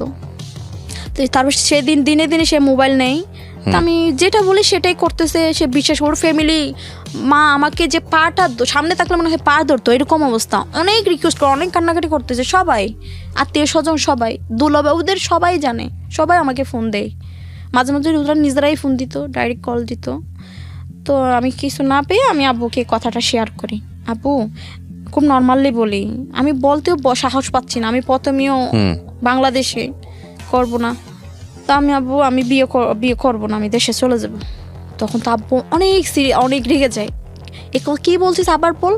তো আমি একটু আবার বলি, তখন আব্বু আমাকে অনেক লোহা নিয়ে মারছে, কিন্তু লোহা নিয়ে মাথার উপরে একবার মেরে ফেলবো বলে মারতে চাই। তো অনেকগুলো কাজের মানুষ তো আছে আব্বু ওখানে, এক বাসায় থাকে উপরতলা, তো ওরা মানে আমার মারতে দেয় না, নিয়ে ফেলে হাতে লোহাটা। তো আমি আব্বুর সাথে আর কথা বলি না। তা আব্বু বলছে কি, তোরে বিয়ে দেবো, আশা ছিল 2-3 মাস পরে বিয়ে দেবো, এখন তো বিয়ে 3 দিনের ভিতর দেবো। তো আব্বুর ওখানে একটা কাজ করে, আব্বুর বয়সী, ওর ছেলে ফ্যামিলি ওখানেই থাকে, রোহিঙ্গা, বউ নাই, আন্টি নাই, ছেলে আছে 4-5টা। তো আমার আব্বু ও লোকটার সাথে বিয়ে ঠিক করে, ও লোকটার ছেলের সাথে, লোকটার সাথে বিয়ের কি করবে, স্বর্ণ সব কিছু করে ফেলে। তো আমি বললাম আমি তো থাকবো না। তখন আমার ব্লুটুথ দিয়ে সব সময় আমার লাইনে থাকতো, আব্বুর সাথে কী বলতেছি সব সে শুনতো, ব্লুটুথ কানে থাকতো, যেগুলি বলি সে সব কিছু কি শুনতো। তো একদিন আমি সবাইকে বলি, সবাই বাংলাদেশিও ছিল অনেকগুলো, আব্বুর কাছে যে লোকগুলি কাজ করতো অনেকে বাংলাদেশি ছিল আর অনেকে রোহিঙ্গাও ছিল। তো আমি বাংলাদেশি লোকদের সাথে শেয়ার করি, আঙ্কেল যে আপনারা আমাকে হেল্প করেন, আব্বুকে বুঝান, আমাকে দেশে পাঠিয়ে দিতে বলেন। হ্যাঁ আব্বু আনছে আমাকে, ভালো কথা। কয়দিনের পর এটা? সেটা 3 মাসের পর মাত্র। হ্যাঁ 3 মাসের পর। তো আমি বলি আমার তো আনছে ঠিক আছে টাকা দিয়া, এখন তো আমার ভিসা টিসা খরচ হয়ে গেছে, টাকাটা ফেরত হবে না, তো আমাকে 8 টাকা দিতে হবে না। আমি ছেলেটাকে বিয়ে করছি, ছেলেটা কিন্তু টাকাও চাইতেছে না, ওই নিজে থেকে স্বর্ণ দিবি এটা দিবি সেই নিজে থেকে বলতেছে, আমাকে আর টাকা দেওয়ার দরকার নাই। সে নাকি আমাকে এখান থেকে আরও বিমান টাকা দিয়া, টিকিটের টাকা দিয়ে নিয়ে যাবে ওই। আব্বুকে শুধু আপনারা বলেন না যে আমাকে যেন বাংলাদেশে যেতে দেয়। ওরা অনেক বুঝাইছে, আব্বু কারো কথা শুনে না। শেষ পর্যায়ে ওরা আমাকে একটা বুদ্ধি দেয়, তুমি যদি তোমার আব্বুর পা ধরে কান্না করো তাহলে তোমাকে হয়তো যেতে দিতে পারে। তখন আব্বু চলে যেতেছে, আমি রাস্তার মাঝখানে, দরজাটা একটা মেন রোডে ছিল আমাদের বাসাটা ওখানে মালয়েশিয়াতে, আমি আব্বুর গিয়ে পা ধরি। তো আব্বুকে এভাবে পাঠা ধরি, আব্বু হাঁটার সময়, তো আব্বু আমার হাতটা না তুলে অনেক জোরে স্পিডে হেঁটে যায়, আমি মাটিতে পড়ে যাই। ও আচ্ছা। মাটিতে পড়ে যায়। আব্বু আমার যে পা ধরছি, আমি বাংলাদেশে যাবো এই বলে কান্না করার পরে এসে আব্বু এমন স্পিডে গাড়ি চালায় 160 ডিগ্রি, এমন সামনে কিছু আসলে গাড়ি তাড়া আসলে অ্যাক্সিডেন্ট হয়ে যাবে, এমন স্পিডে গাড়ি চালিয়ে যায়, আমার কোনো কথাই শুনে না। অনেক লোকে বলে দাঁড়ান ভাই দাঁড়ান, কেউ কারো কথা শুনে না ভাই, আব্বু চলে যায়। তখন আমি বলি কি আমি মরে যাব। ও যে অনেক কাজের লোক মানুষ ছিল, ওদের সামনে বলে আমি মরে যাব। ওরা ফোন দিয়ে আব্বুকে বলে তোমার মেয়ে তো পাগলামি করতেছে, দেশে যেতে দাও, ও যাকে পছন্দ করে তুমি তাকে বিয়ে দিয়ে দাও। তা বলে ও আচ্ছা ওই মরে যাবে, তাহলে তোমরা যখন বাসায় আসো না, বাহির দিয়ে দরজা লক করে চলে আসো, ওই মরার যেন সুযোগ হয়, সুবিধা হয়, আবার যদি তোমরা থাকলে হয়তো মরতে পারবে না। এটা কিন্তু লাউড স্পিকার আমি নিজে সরাসরি শুনি, খুব কষ্ট পাই। তখন আমি বলছি তার তো কোনো কাজ হবে না, কি করব। তখন 3 মাসের পরে আমার ভিসার ডেট চলে যায়। তখন আমার গাড়ি চাবি গাড়িটারে নিয়ে ফেলে, বাইক নিয়ে ফেলে। তো মালিক নামে একটা ছেলে ছিল আমাদের পাশাপাশি বাড়ি, তো তারও মোটর বাইক ছিল। ভাইয়া আমাকে আপনার গাড়িটা একটু দিবেন। বলছে তোমার আব্বু যদি বকাতে গাড়ি নিয়ে কী করবো? আমি একটু কাজে যাবো, মার্কেটে যাবো, মাইডি নেই। বলছে না আমি অনেক রিকোয়েস্ট ওর থেকে বাইকটা নিই, বাইক নিয়ে লোকেশন ট্র্যাক করে আমি ইমিগ্রেশনে যাই, গিয়ে আমি ফিঙ্গার দিই, নিজে চুরি করে ফিঙ্গার দিই। তখন একটা ডিসেম্বরে একটা সুযোগ দিয়েছিল 2019 সালে মালয়েশিয়াতে অবৈধ প্রবাসী 700 টাকা ইমিগ্রেশনে দিয়া টিকিট করে চলে আসতে পারবে। তখন আমি 700 টাকা দিয়া ফিঙ্গারটা দিই, বাসায় চলে আসতে দেখি আব্বু দরজার সামনে বসে আছে। তো আমি বলি তুমি কই গেছিলা? ইমিগ্রেশনে। আব্বু নিজে থেকে বলে তুমি ইমিগ্রেশনে গেছিলা?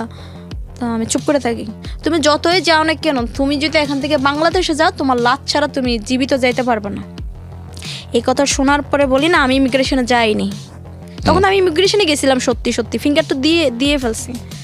আর দেখতেছি তো আব্বু তো এত করে কান্না করলাম, এত কিছু বুঝালাম, আমাকে টাকা দেওয়া লাগবে না, আমি নিজে থেকে যাব, কিন্তু আব্বু কোনো কথাই শুনতেছে না। তখন আমি যে ইমিগ্রেশনে কিন্তু টিকিট শু করলেই ফিঙ্গারটা দেওয়া যায়। আমার একটা আত্মীয় ছিল কুয়ালালামপুরে, ওর ফ্যামিলি সহ থাকে। তো ওর থেকে ফোনে যোগাযোগ করে আমি একটা টিকিট নিয়ে ইমিগ্রেশনে গিয়ে ফিঙ্গারটা দিই। টিকিট ছাড়া কিন্তু ফিঙ্গার হয় না। তো ফিঙ্গারের টিকিটের ডেট ছিল জানুয়ারির 8 তারিখ, স্পেশাল পাসের ডেট ছিল 2 সপ্তাহ। মানে ফিঙ্গারটা দেওয়ার পর আমি 2 সপ্তাহ থাকতে পারবো মালয়েশিয়ায় ফ্রিভাবে, বৈধভাবে। 2 সপ্তাহ পরে আমি আবার অবৈধ হয়ে যাব। আমার একটা স্পেশাল পাস দেই। তখন আমি রাতে কি করি, কাউকে না জানি আমি গ্র্যাব বুকিং দিই, গ্র্যাব বুকিং করি। তো আমি ব্যাগ ট্যাগ নিয়ে চুরি করে ওখান থেকে কতবার বাস স্টেশনে যাই, টিকিট করে আমি কুয়ালালামপুর চলে আসি। তারপর চলে আসার পরে সবাই আমাকে খুঁজতেছে, আব্বু অজ্ঞান হয়ে গেছে, আব্বুকে হসপিটালে ভর্তি করায়। সেদিন আমি কারোর সাথে যোগাযোগ করি না। পরের দিন তো যেখানে যে আমাকে টিকিট দিয়েছিল আমার আত্মীয়, সে টিকিটের করে টিকিট কাউন্টার নিজস্ব টিকিট বিক্রি করে। তো আরেকটা ওর বাসা আরেকটা লোক, ওর ফ্যামিলি আছে, ওর রুম একটা আবার রুম পরে আছে বলে রুমটা ভাড়া দেই, ওর ভাড়া হিসাবে থাকে। তো আমি ওখানে চলে আসার পরে আমি কাউকে কিছু জানাই না। আব্বু আমাকে ফোন দেয়, আমি ভিডিও কল দেই। আমি ভিডিও কলে দেখতে পাই আব্বুর অক্সিজেন লাগানো। আমি স্ক্রিনশট দিয়ে ফিগো তুলি আমি কয়েকটা কে দেখানোর জন্য। অনেক কান্না করে বলছে তুমি ভুল করতেছো, তুমি আমার আগে কিন্তু পৃথিবীতে আসো না, আমি তোমার আগে আছি। আমি জানি ওই ছেলেটা তোমাকে বিয়ে করবে না, হয়তো কোনো কিছু লোভে হয়তো নিয়ে যাইতেছে তোমাকে, হয়তো। আমি বললাম না, আমাকে কোনো কিছু লোভ করতেছে না, সে আমাকে পছন্দ করে। তুমি বুঝতেছো না, অতিরিক্ত সে বায়াস আমাকে এমন দেখাচ্ছে, অতিরিক্ত। সে একটা দিনে ঘুমাইতো না, অতিরিক্ত হাত কাটতো, বিষ দেখাইতো, এটা দেখাইতো। ওর মা বাবার প্রতি আমি বেশি ছিলাম, মা ছাড়া আমাকে কথাও বলতো না। তারপরে আব্বু আমাকে ভিডিও কল দিয়ে অনেক কান্না করে। সেদিন আমার বুকটা পেটে যায়। তো বলে কি, আমার মা বাপ তো নাই, আব্বু বলে তুই সবার ছোট, তোকে আমি খুব বিশ্বাস করতাম, খুব ভালোবাসি, তুই প্রথমেও বিয়ে করবি না বলে তোর ভাই এই উল্টাপাল্টা তোকে বকা দিছি, পরে তুই আমার সন্তান, কি করবো, আমি তোকে নিয়ে আসলাম, তুই যে এত বড় যে আমাকে সবার সামনে মান সম্মান ক্ষতি করবি। তো এখানে অনেকগুলো আমার কাজের লোক আছে, প্রায় 30-40 জন মতো, সবাই জানে মেয়ে পালিয়ে গেছে। কি কারোর সাথে পালিয়ে গেছে না কারোর জন্য চলে গেছে কেউ বুঝতেছে না। আমি তো জানি তুমি কি জন্য গেছো, কিন্তু কেউ অনেকে খারাপ মনে করতেছে। আমি বললাম হ্যাঁ আমি পালিয়ে আইছি, আমি কারোর সাথে আসিনি, আমি বাংলাদেশে যাব, আমি ওই ছেলেটারে বিয়ে করবো। আব্বু বলে যে না, এখনো ভুল করতেছো, তুমি এখনো চলে আসো। আমি যাবো না। তো আব্বু বলতেছে কি, অনেক রাগ করে, অনেক বুঝায় আমাকে। আমি অনেক কষ্ট লাগে আব্বুর জন্য, কিন্তু আমি ভাবলাম কি, আমি যদি দেশে চলে যাই, হয়তো বিয়ে শাদী হয়, বাচ্চা কাচ্চা হয়, তাহলে আব্বু মেনে নেবে। আমি তো আর অন্য কিছু করতেছি না, বিয়েই তো করতেছি। এইটা বলে আমি আব্বুর কাছে যাই না, কিন্তু আমার মন চাইতেছে একবার আব্বুর কাছে যাই, আরেকবার সাদেকের কাছে যাই। কিন্তু ওই সময় আমিও শপথ করছি এর সাথে, ঠিক আছে তুমি যখন আমাকে এত পছন্দ করো, আমার জন্য জীবন দিতে পারো, একটা ছেলে আমার জন্য জীবন দিতে পারে, তাহলে আমি ঠিক আছে, আমি তোমাকে বিয়ে করব। ওকে, আমিও প্রমিস করি, ওয়াদা করি, আমি তোমাকে বিয়ে করবো, কাউকে বিয়ে করবো না, আমি বাংলাদেশে আসি। ঠিক আছে আসো। আব্বুর কাছে যায় না। তো আমার টিকিটের ডেট ছিল জানুয়ারির 8 তারিখ। 8 তারিখ পর্যন্ত আমি অপেক্ষা করি, এখানে ছিলাম। কে এইসব জানাই, তুমি কী বিষয় নিয়ে বাংলাদেশে যাচ্ছ, সব কিছু জানাই আমি। জানানোর পরে ওরাও নিষেধ করে আমাকে, তুমি যেও না, একটা অপরিচিত মানুষ, ওটা পরে আবার পরিচয় হয়ে গেছে, ওটা আমাদের বাড়ির কাছাকাছি ছিল, ওদের বাড়ি গোড়াঘাটা ছিল। গোড়াঘাটে কি জানো ছাদ, গোড়াঘাটা ছাদ। তো আমি তো কাছাকাছি ওদের সম্পর্কে চিনি, কিন্তু হ্যাঁ ও কিন্তু জাহাজে জব করে, বোটে, জাহাজ সাগরে যে মাছ মারে জব করে। ওর বাইরে বোটে যায়, ওর বাবাও বোটে যায় সাগরে। ওর ফ্যামিলি নর্মাল ফ্যামিলি, কোনো রকম চলে। সে তো আমাকে শেয়ার করছে, আমি সমস্যা নাই। এ বললে আমি টিকিটটা আমার জানুয়ারি, তো আমি ফ্লাইট আসবো, ঠিক ইয়াতে আসি, এয়ারপোর্টে আসি, এসে দেখি আমার টিকিট ক্যান্সেল হয়ে যায়। তো আমি একটু ফিঙ্গার দিতে 700 টাকা দিছি, টিকিটের দাম গেছে 1500 টাকা। আমার যেগুলো ছিল, আমার আব্বু যেই টাকাগুলো দিত খরচের জন্য, আমি যখন বাইর হইতাম বাইক নিয়ে, তখন আমার 50-100 টাকা যেগুলো দিত, সেগুলো আমি ব্রেকে ও কিছু কিছু জমাইয়া এগুলি করছি। তো আমারটা 8 টাকা নাই। তো আমি বল এরকম বিষয়, আমার টিকিটটা ক্যান্সেল হয়ে গেছে। সে বিশ্বাস করে না। তো আমি খুব বলি ঠিক আছে, এখন কি করব। তো দুলুভাই আমি দুলুভাইয়ের সাথে বাপুর সাথে এগুলি শেয়ার করি, সবাই জানে। তো দুলুভাই বলতেছে তুমি একে নিয়ে যাও মালয়েশিয়াতে, তুমি এসো না, আসলে দেশে এসে কি করবা, তোমার ভাইও তোমার প্রতি নাই, তোমার আব্বুও তোমার প্রতি নাই। তুমি যদি একে মালয়েশিয়া নিয়ে গিয়ে যদি কোনো একটা জব টপ করে, তাহলে দুইজনই সেটেল হতে পারবা। রাইট। তো বলে কি ঠিক আছে, আমার কাছে অনেক লোকের দরকার, তো তুমিও আমার কাছে তোমাকে চাকরি দিব, তোমার ওই কেউ দিব। প্রিয় ওকে, আমরা যেখানটায় ছিলাম তারপর তাই চাকরি দিবে বলে টিকিটের সূত্র আমাকে শেখায়, সূত্রগুলো আমার শেখায়, কীভাবে টিকিট করতে হয়, ক্যান্সেল করতে হয়, এগুলো আমি ভাই আমাকে এগুলি শেখায়। ওর কাছে জব দিবে টিকিট কাটার বিষয় নিয়ে, আমি এগুলি শিখি, কমপ্লিট করার পরে কে বলি তুমি একটা পাসপোর্ট করো, তুমি কিছু টাকা দিও। আমার একটা ডিপিএস ছিল, আব্বু ছোটবেলা আমার একটা ডিপিএস ছিল, ডিপিএসটা ভাঙবো, কীভাবে ভাঙা যায় সেটা কিন্তু আমি জানতাম না। আমি বললাম আমি ভাঙবো, তোমাকে টাকাগুলি দিব, তুমি কিছুটা টাকা জোগাড় করো, আমি তোমাকে 70% দেবো, তুমি অল্প, প্রথমে আমি 50-50 দেবো বলছি। সে বলে আমার হাতে একটা টাকাও নাই, তুমি তো আমার বারণ করছো কাজে নেওয়ার জন্য, আমি কোনো কাজও করি না, তো আমার হাতে তো এখন টাকা না, আমি কীভাবে দেবো। আমি ঠিক আছে, তুমি আজ থেকে কাজ করো, সমস্যা নাই, আমাকে তেমন সময় দিতে হবে না, আমি ঠিক আছে, আমি টাইম মতো চলে আসতে তো এখন পারতেছি না, তুমি পাসপোর্টটা করো, তারপরে তোমাকে এখানে নিয়ে আসবো। বলছি ঠিক আছে। আমিও প্রথমে বলছি কি সে টাকা দিবে বলছে, আমি 50%, সেও অর্ধেক। পাসপোর্ট করার পরে বলে কি আমার হাতে এখন 1 টাকাও নাই। এই পাসপোর্ট বানানোর আগে আমি এই যে সাথে যেখানে ছিলাম তার সাথে শেয়ার করি যে এরকম এখানে চলে আসতে চাই, তা আমি কি করবো। বলছে ওর কি ব্যাংক অ্যাকাউন্ট আছে? আমি বললাম হ্যাঁ আছে। সে বলছে তো ব্যাংক স্টেটমেন্ট দিতে পারলে সহজভাবে ট্যুরিস্ট হিসাবে মালয়েশিয়া ঢোকা যাবে। তো আমি বলি তোমার ব্যাংক স্টেটমেন্ট দাও। বলছে আমি এটা কি জিনিস আমি চিনি না। আমার চিনি না চিনলে তোমার অ্যাকাউন্ট নাম্বারটা দাও, আমি একটু দেখি, কথাবার্তা বলি, তোমার অ্যাকাউন্ট ঠিক আছে কিনা দেখি। সে আমাকে অ্যাকাউন্ট নাম্বার দেয়, কিন্তু ব্যাংকে কিন্তু আরেকজনের অ্যাকাউন্ট চেক করা যায় না, অ্যামাউন্ট বলে না। তো আমার আত্মীয়, আমার একটা দাদা ছিল ব্যাংকে চিটাগং, তাকে এখন ট্রান্সফার হয়েছে মহেশখালী থেকে, সে মানে বলে। তো আমি তার থেকে জিজ্ঞেস করি এরকমের অ্যাকাউন্ট দেখেন তো অ্যাকাউন্টটা চালু আছে কিনা, লেনদেন আছে কিনা।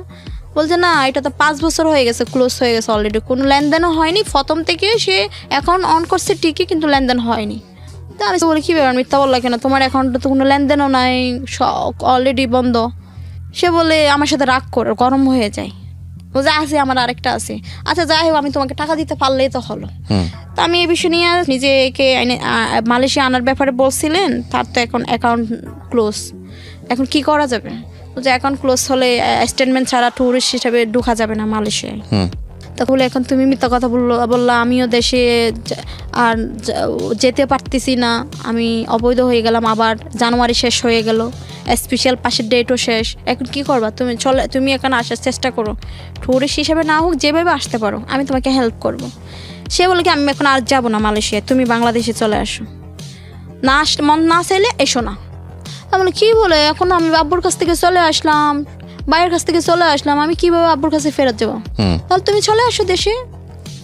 ঠিক আছে, মানে সে অনেক রিকোয়েস্ট করতেছে, না আসলে মরে যাবো। একবার বলে কি এসো না, আবার বলে কান্না করে হাত কাটে। সেটা আমি হাত যে কাটছে ভিডিও করে, আমার ভিডিও কলে হাত কাটে নাই। আরেকদিন ভিডিও হাত নিচে প্লেট দিয়া, উপরে হাত দিয়া ব্লেড দিয়া খাইটা রক্ত জড়াই আমাকে একটা ভিডিও পাঠায়, সেটা আমি এদেরকে দেখাই। ওরা বলে না ঠিক আছে তুমি চলে যাও, চলে যেতে হলে এখন তখন মার্চ, এই বছরের মার্চ, জানুয়ারিতে আমি আসতে পারিনি, কথাবার্তা ওই ভিসা পাসপোর্ট করাইছে, এরকম করতে করতে 2 মাস চলে যায়। মার্চের মধ্যে তো লকডাউন, পুরা পৃথিবী লকডাউন। তো আমি বললাম কিন্তু লকডাউন, তো বলে কি তুমি বেশি জানো না আমি বেশি জানি? এখন তুমি যদি নিজে থেকে যদি ইমিগ্রেশনে গিয়ে কিছু টাকা জরিমানা দাও, মালাই রিঙ্গিত 3000 রিঙ্গিত, তাহলে তোমাকে আরেকটা নতুন করে ছপ দিবে শিল, তাহলে ওইটা নিয়ে তুমি দেশে যেতে পারবা। তুমি নিজের থেকে স্যালেন্ডার করলে তোমাকে অ্যারেস্ট করবো না। তো আর আমি কারোর সাথে এটা নিয়ে কোনো যোগাযোগ করি নাই, কারো থেকে জানতে চাইনি। আমি গেলাম সোজা ওদের কথায়, মানে বলে মানে আমাকে ইমিগ্রেশনে নিয়ে যায় ওর গাড়ি নিয়ে। ওখানে যাওয়ার পরে তো আমি মালাই কথা বুঝি না, আমি মালাই কথা কিছুই জানি না আসলে। এখন মোটামুটি কিছুটা জানি, তখন আমি কিছুই জানতাম না মালাই কথা। তো আমি গিয়ে জিজ্ঞেস করি কী ব্যাপার, পুলিশ থেকে জিজ্ঞেস করি কী সমস্যা, যে না আমার টিকিট ক্যান্সেল হয়ে গেল, আমি যেতে পারলাম না, আমি জানি না কী সমস্যা হয়েছে আমার টিকিটে। সে বলে কি আচ্ছা সমস্যা নাই, তুমি টিকিট টাকা দিলেই তুমি যেতে পারবা। টাকা দিলেও কিন্তু এই মুহূর্তে যাওয়া সম্ভব না, বাংলাদেশ ফ্লাইট বন্ধ, কোনো ফ্লাইট নেই। তো আমি কী করবো, বলছে লক আপে থাকো, 2 সপ্তাহ লক আপে থাকো, বাংলাদেশ ফ্লাইট করলে তুমি চলে যাও। তখন আমি লক আপে থাকি, আমাকে লক আপ 2 সপ্তাহ বলে আমাকে লক আপে নিয়ে যায়।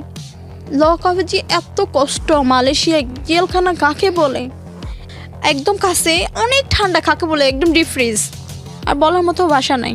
যারা মালয়েশিয়ার লক আপে আছে ওটা ফুত্রা যাইয়া ইমিগ্রেশন, যারা আছে তারা হয়তো বুঝবে। ওরা মালয়েশিয়াতে অনেক লোক তো আছে বাংলাদেশি, হাজার হাজার, অনেক ঠান্ডা, খাবারগুলো অনেক সময় গন্ধ, অনেক 3-4টা মাস আমি অসুস্থ ছিলাম। আচ্ছা, আমি ওদের বলি, পুলিশকে বলি প্লিজ আমাকে একটু ওষুধ দেন, মেডিসিন দেন, আমি অসুস্থ। আপনি তো ইচ্ছা করে কাজটা করেছেন, তাহলে আপনাকে সাপোর্টটা দেয়নি ওরা? খারাপ, আপনি যে পুলিশের কাছে ধরা দিলেন, আপনার অপরাধটা কি ছিল? আপনি তো ইচ্ছা করে ধরা দিয়েছেন। ইচ্ছে করে ধরা দিয়েছি, আমার অপরাধ কোনো কিছু নাই। অপরাধ ওই যে বাংলাদেশ ফ্লাইট বন্ধ, এই জন্য আসতে পারিনি আমি। আমাকে আর ব্যাগও দেয় নাই সময় 3 মাস আপনাকে ওইখানে 4 মাস পর্যন্ত। আচ্ছা, তারপর আমাকে পুলিশে যখন কিছুই বলে না, বলছে তুমি একটা টিকিট নিয়ে আসো। আমি তো হ্যাঁ ভুলেই গেছি ভাইয়া। প্রথমে ইমিগ্রেশন যাওয়ার পরে গিয়ে বলে কি তুমি যদি টাকা জরিমানা দাও দেশে যেতে পারবা, তুমি টিকিট নিয়ে আসো। তখন আমি কে ফোন দিই যে আমাকে ইমিগ্রেশনে পাঠায়, তুমি বাংলাদেশে যেতে পারবা, একটা মালিন্ডা একটা এয়ারলাইন্স আছে, মালিন্ডা একটা ফ্লাইট আছে, তুমি ওই মালিন্ডা ফ্লাইটে তুমি বাংলাদেশে যেতে পারবা 22 তারিখ, মার্চের 22 তারিখ। তো আমি ওখানে গিয়ে পুলিশে যখন বলে তুমি টিকিট আনতে পারলে 3000 রিঙ্গিট দিলে তুমি যেতে পারবা। তো আমি টিকিটের জন্য ওই তো টিকিটের কাজ করে আমি ওকে ফোন দিই, ভাই আমাকে একটা টিকিট দিন, এখন টিকিট দিলে আমি যেতে পারবো। পুলিশে আমাকে বলছে যাওয়া যাবে। তখন সে ওই মুহূর্তে বলে কি এখন তো ওই ফ্লাইটটা নাই। সকালবেলায় তার সাথে কথা বলে গেছি, 1 ঘন্টা পর আমি তাকে ফোন দিয়েছি। সে বলে কি এখন ফ্লাইট বন্ধ হয়ে গেছে। তো আপনি যে বললেন যে ফ্লাইট আছে 1 ঘন্টা আগে, যে আপনি আমাকে কেন পাঠালেন না? বলছি নাই বলে লাইনটা কেটে দেয়। তো পুলিশ বলে কি আমি জানি এখন কোনো ফ্লাইট নাই, তারপর তুমি যখন এখানে আসলা এই জন্য তোমারে দিয়ে ইয়া করলাম, এখন ফ্লাইট নাই। তারপরে আমাকে হ্যান্ডকাপ লাগাই, ওরা ডকুমেন্টস আমার একটা ফর্ম দিয়ে ওটা ফিল আপ করে কেন আসছি, কী জন্য গেলাম, এগুলি আর কি, কে আছে ফিল আপ করার পরে ওই ফর্মটা নিয়ে নেই।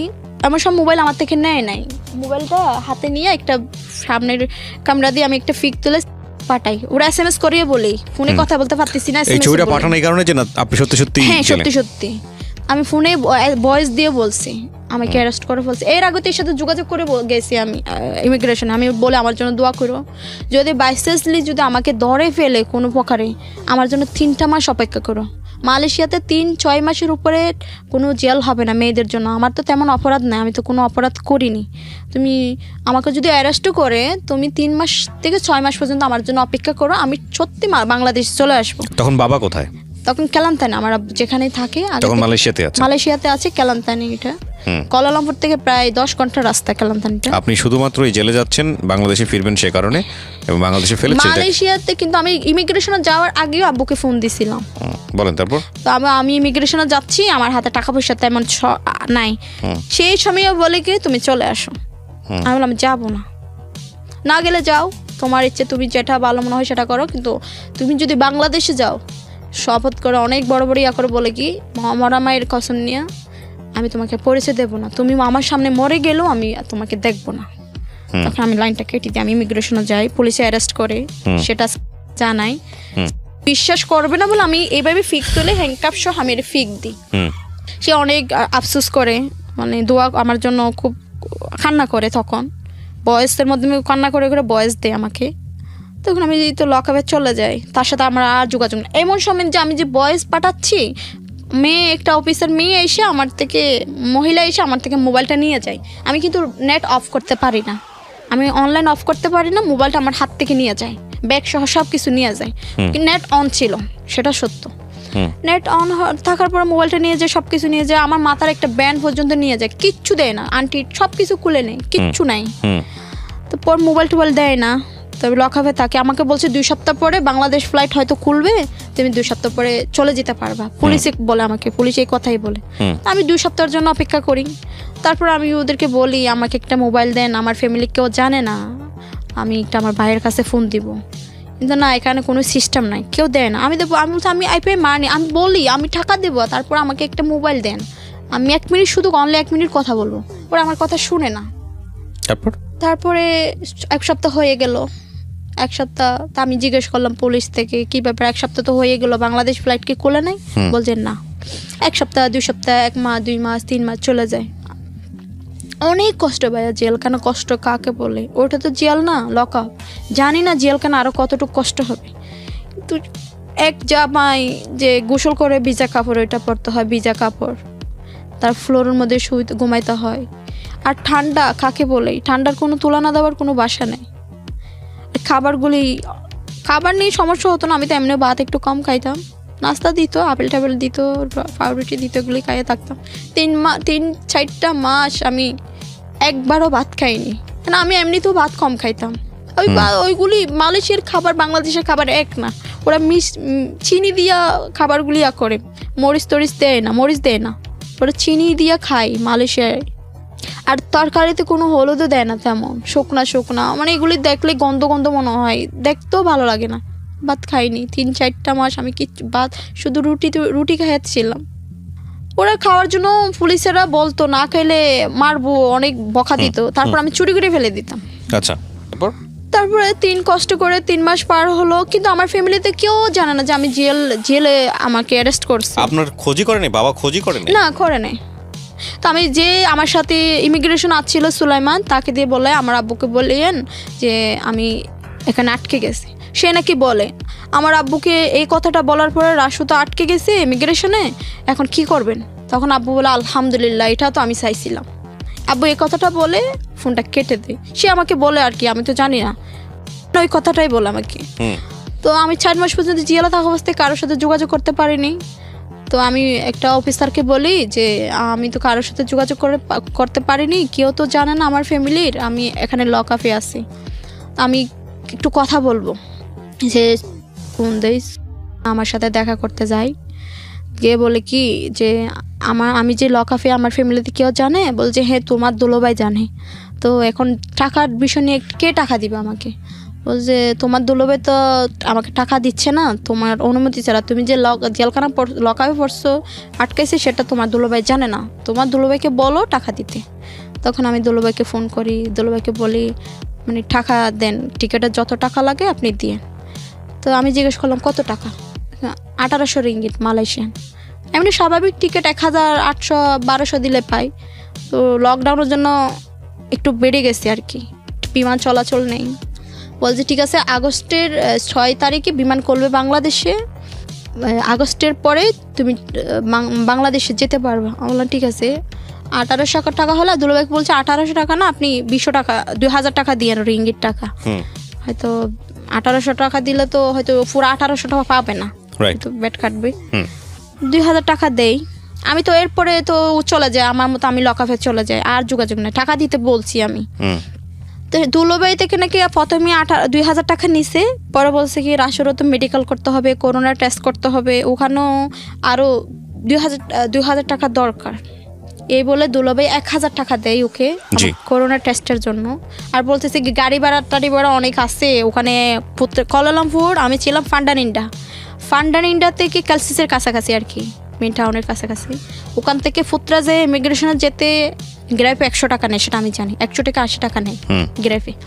গ্র্যাব তো বলছে গ্র্যাব নিয়ে গেলে ও তো গাড়ি আছে, ও তো গ্র্যাবের দরকার নাই, সে গাড়ির ভাড়ার কথা বলে সে টাকাটা নেই, আমাকে মেডিকেল করতে হবে বলে আরও 1,000 টাকা বাড়িয়ে নেই। নেওয়ার পরে তো আমাকে টিকিট করে। তো আমি যে ওখানে ছিলাম আমার 3টা লাখের ছিল, যে আমি যে শুধু এক জোড়া কাপড় পরে হ্যান্ডব্যাগটা নিয়ে আমি ইমিগ্রেশনে গেছিলাম। আমার ব্যাগ ট্যাগ সব ওই যে আমি যেখানে ছিলাম বাসায় ছিল। সেখানে আমি যখন দাখিল পরীক্ষায় যখন এ গ্রেড 4.50 এ গ্রেড পেয়েছি, তখন আমাকে একটা খুশি হয়ে আমার আব্বু একটা চেন দিছিল। চেন ব্রেসলেট আন্টি প্রায় 2 ভরির কাছাকাছি আছে। কাপড় চোপড় যে বাংলাদেশে চলে যাব আমি কিছু পাতলা পাতলা কয়েকটা কম্বল নিই, আর কিছু কসমেটিকের জিনিস বোনারা আমাকে কসমেটিকের কথা বলে, আমি এদের জন্য কিছু জিনিসপাতি কিনি। সব কিছু সৌদের আমি যে রুমে থাকতাম ওই রুমে আমার লাগেজগুলি ছিল। তখন তো আমাকে আর পুলিশে তো আমাকে আর বাসায় যেতে দেয় নাই, মানে আমার একটা লাগেজ এয়ারপোর্টে নিয়ে যায়, ওটা প্যাকিং করা ছিল বাহির দিয়া, ওটা তো খোলা সম্ভব ছিল না। তখন আমি এয়ারপোর্টে নিয়ে গেছে? এয়ারপোর্ট হলো ওটা মালয়েশিয়ান এয়ারপোর্ট। এয়ারপোর্ট। আপনি বাংলাদেশে আসতেছেন? আর হ্যাঁ, পুলিশও আমাকে বিমানে তুলে দিচ্ছে আগস্টের 18 তারিখ। এই যে এখানে আছে, আপনি দেখতে আপনি বলেন। 18 তারিখ, আগস্টের 18 তারিখ আমি এয়ারপোর্টে আসি। ওর একটা লাকেজ ছিল, বাচ্চা আছে বাংলাদেশে, ফ্যামিলি আছে, হয়তো ব্যাচেলার ছিল, ওখানে ফ্যামিলি আছে। এর বাসায় একটা রুম খালি পড়ে আছে বলে ওখানে থাকতো, আরেকটা রুমে আমি থাকতাম, আরেকটা রুমে ফ্যামিলি নিয়ে থাকতো। বাচ্চার জন্য একটা লাকেজ দেয় আমাকে ছোট করে, আমার লাকেজ তো 2টা লাকেজ দেয়। আমি বলি কি আমার তো লাকেজ 3টা, 2টা কেন? বলছে জানি না, তোমার ব্যাগের তালা ভাঙা। তাহলে আমার ব্যাগের তালা ভাঙা মানে কি? আমি তো তালা মেরে আসছিলাম, 3টা ব্যাগ, এখন একটা ব্যাগ আর 2টা কই? বলছে সব তোমার ব্যাগই আছে। আমি বলছিলাম আমি একদম ব্যাগ ফুল ছিল, এখন এক ব্যাগ এত লুজ আর 2টা ব্যাগ নাইও এক্সট্রা। বলছে সব আছে আছে আছে আছে এরকম করে। তো আমি এয়ারপোর্টে আর পুলিশ আছে, কথা বলতে পারতেছি না বেশি। তো আমি ওখান থেকে এয়ারপোর্ট থেকে বিমানে উঠি, তারপর বাংলাদেশে চলে আসি। 3 মাস 4 মাস যে আমার মোবাইল বন্ধ ছিল, মোবাইল তো অন হচ্ছেই না, মোবাইলটা বন্ধ হয়ে গেছে। তখন আমি বাংলাদেশ এয়ারপোর্টে নামি রাত 12টায়। আপনার মনের মধ্যে তো মানে তুফান চলতেছে, আমি নেমেই হলো ওর কাছে যাব। আমি অনেক মোবাইল দেখে ফোন দেওয়ার চেষ্টা করছি। তখন বিমানে তো কোনো বিমান নেটওয়ার্কের বাইরে, বিমান যখন হয় তখন তো নেটওয়ার্ক চলে যায়। আমি অনেক, তখন তো নেটওয়ার্ক না, আমি অনেক ফোন অন্য মোবাইল থেকে ফোন করার চেষ্টা করছি, কিন্তু নেটওয়ার্ক পাইনি। বাংলাদেশে যে বাংলাদেশি এয়ারপোর্ট আসার সাথে, এয়ারপোর্ট নামার আগেই, যে প্লেন ল্যান্ড হওয়ার আগেই আমি নেটওয়ার্ক পাইছি। আমি ওকে ফোন দিই, কিন্তু ফোনে কল সংযোগ পাচ্ছি না। তাই মনে করলাম হয়তো অনেক রাত 12টা হয়তো ঘুমিয়ে গেছে, হয়তো সকালবেলা আমি ফোন দেব, রাতে মোবাইলটা চার্জ দিয়ে সকালে ফোন দেব। এবার আমি চলে আসি বাসায়, আমার দুলাভাই আমাকে রিসিভ করে। আমি 12টার সময় এখানে এয়ারপোর্টে পৌঁছাই, আস্তে আস্তে 2টা হয়ে যায়। তখন এসে আমি ফ্রেশ ট্রেশ হয়ে ঘুমাই। একদম সকালে আমি ঘুমাইতে প্রায় 3টা হয়ে যায়। আমি 1 ঘন্টা ঘুমাই, আবার উঠে ফোন দিই, আমার ফোন রিসিভ করে না। অনেকবার ফোন দিতেই একটা মেয়ে ফোন রিসিভ করে। তো আমি বলি কে আপনি? আমি মনে করছি ওর বোন, ওর তো বোন আছে 2টা, ওর বোন। আমি বললাম সুমি, তুমি কি সুমি? বলছে না আমি সুমি না। যে আপনি কে? তো ও বলে ও না।